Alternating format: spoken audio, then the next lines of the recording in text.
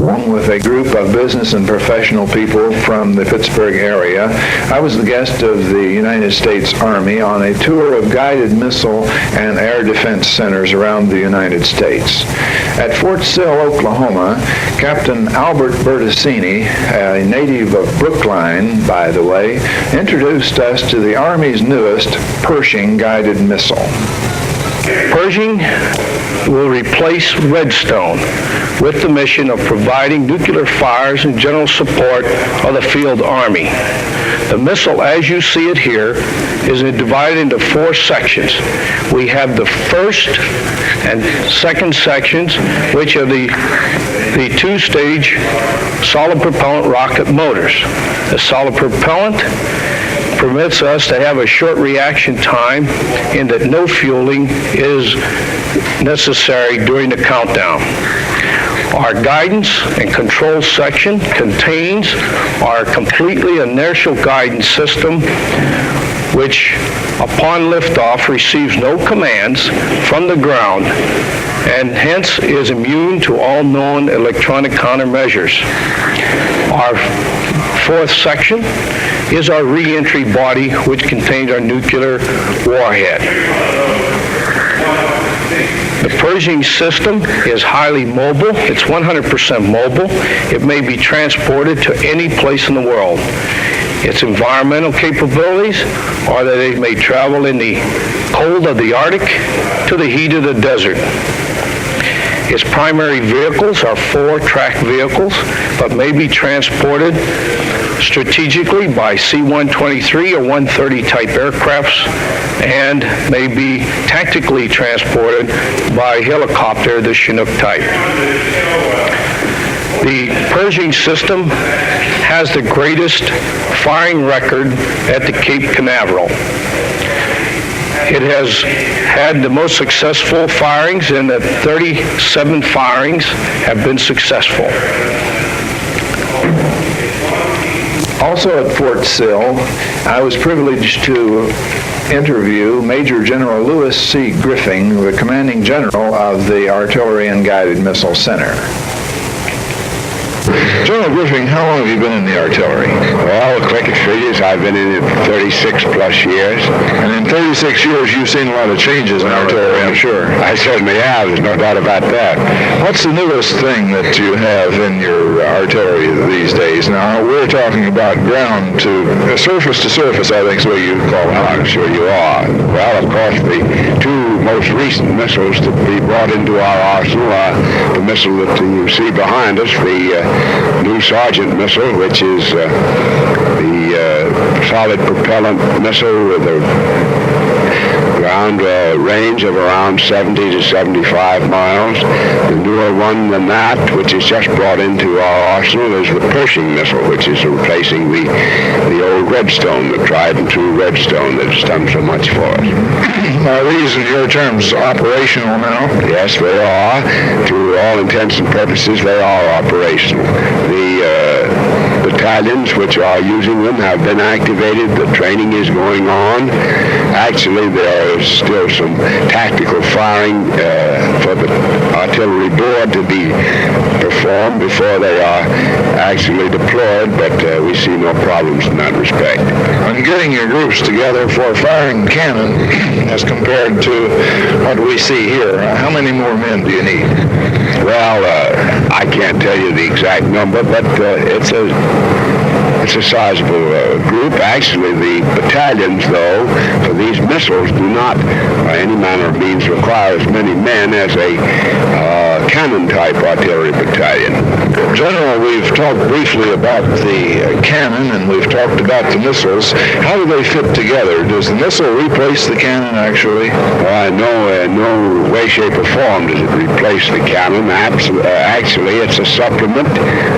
One complements the other. There are missions, of course, that are best handled by the cannon-type artillery that we all know so well, and in order to get out at longer ranges with larger warheads, it's obvious that we need the missiles. But under no circumstances in the foreseeable future do we visualize a replacement of cannon by missile, because each has the job to do, and each one does it better probably than the other one under those circumstances. I understand also in your artillery groups, you from Fort Sill, Oklahoma, we went to Fort Bliss, Texas, which is a training center for the U.S. Army's guided missile personnel. There we were looking for Pittsburghers, and here's one Pittsburgher we talked with.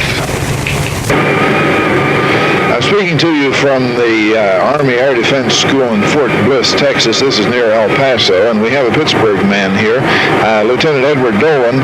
Where are you from, Lieutenant? I live right in Pittsburgh, Pennsylvania.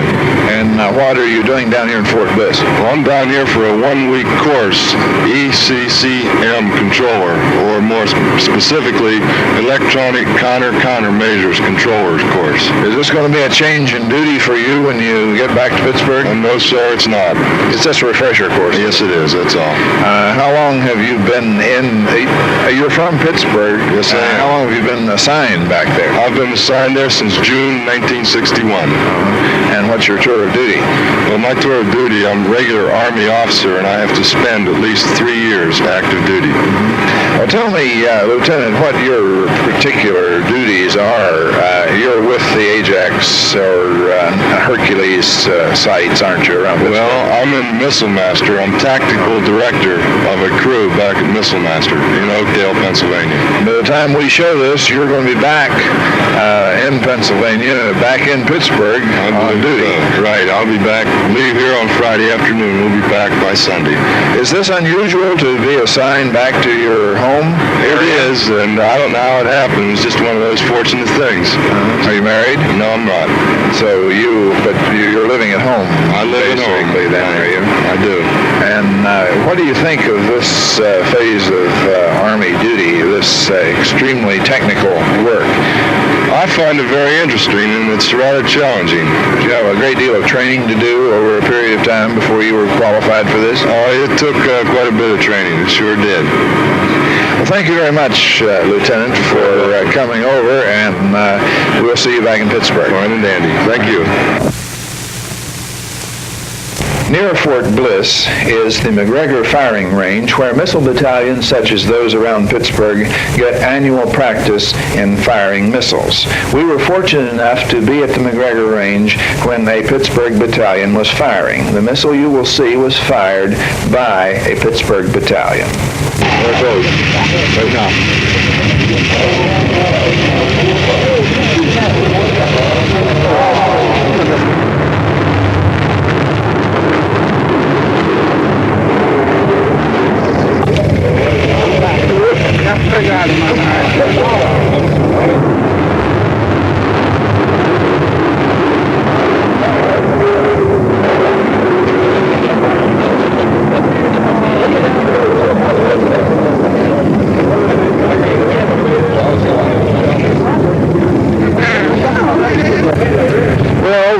Site 26, where you saw the Ajax being fired in the film, and I wanted you to meet Lieutenant Colonel Don Harrison. You are the battalion commander. I am, yes, sir. And it was your battalion that we just saw fire. That is correct. Any idea how they did at this point? Yes, both of the shots were kills. They were both killed. Yes, sir. Now, you're here on what you call short notice annual practice. That's right. SNAP for abbreviated.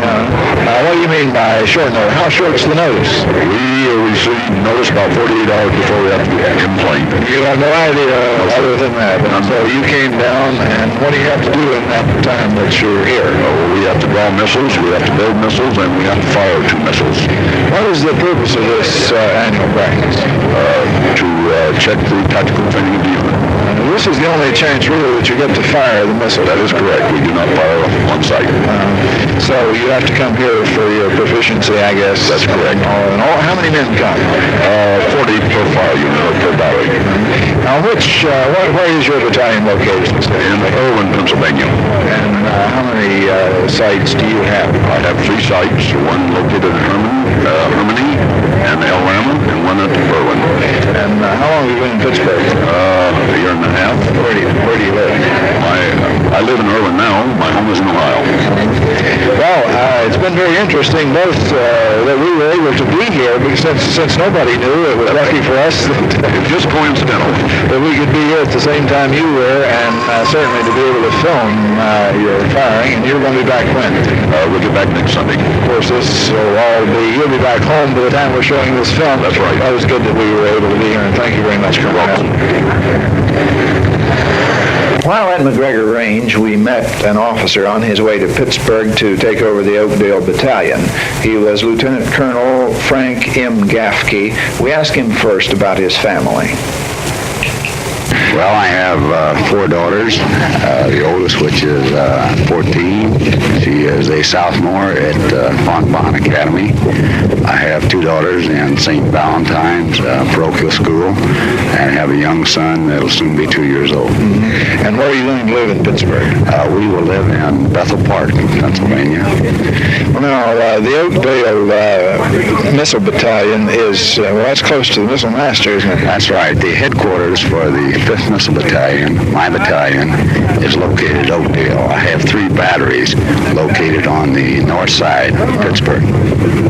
And what have you been doing here at Fort Bliss? I've been here since August, attending the Universal course. This course qualifies you as for both the Nike-Hercules missile as well as the Ajax missile. Well, the Pittsburgh area is actually firing mostly the Hercules now, or entirely, isn't it going to be? This is correct. We do have in the Pittsburgh defense area some Ajax battalions that are under control of the Pennsylvania National Guard. I ask you, this is a change of duty then for you going into the missile? Yes, this is a change of duty. During the past 3 years, I've been on duty with the Inspector General at the Department of the Army in Washington, D.C. Do you have a specific length of time that you take duty like this? For instance, how long do you expect to be in Pittsburgh? Well, this is a command assignment, and normally command assignments run approximately 15, 16 months. I expect to be in Pittsburgh about 3 years. The last 2 years will be on perhaps a staff assignment in Pittsburgh. Thank you very much, Colonel Gaffney. From the McGregor Range, we went to White Sands, New Mexico, which is only a few miles away. At White Sands, we were shown a very important missile under development. It was the Nike-Zeus, an anti-missile missile.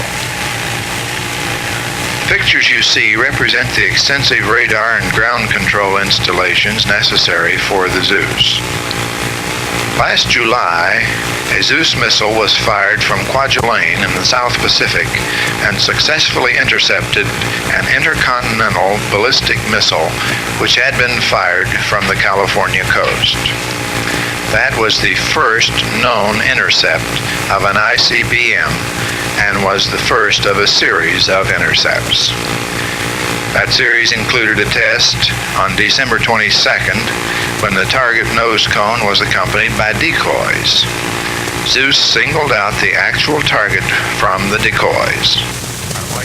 After our visit to White Sands, to Colorado Springs to visit the headquarters of the North American Air Defense Command. And so you have a very sketchy report of a week-long trip. But let me sum it up by saying that it was encouraging and reassuring to us on that trip to know that our missile defense is in such good hands. Join us again next week on Televisit, won't you, at the same time? Goodbye.